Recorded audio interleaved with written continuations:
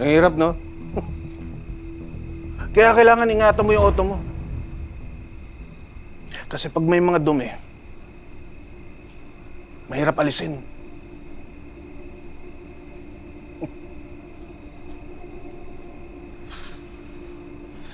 Nakakwento ko na ba sa'yo yung kakilala kong hindi magkaanak?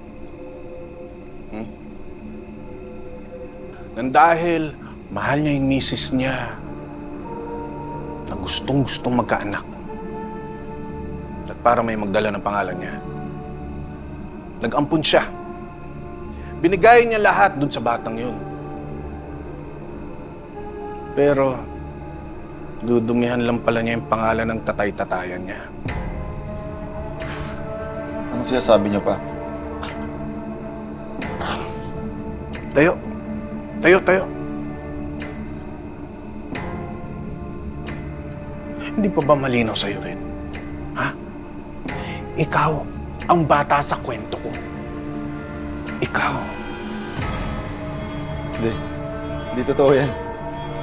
Ba't yung ginagawa sa akin to pa? Para ano? Para saktan ako?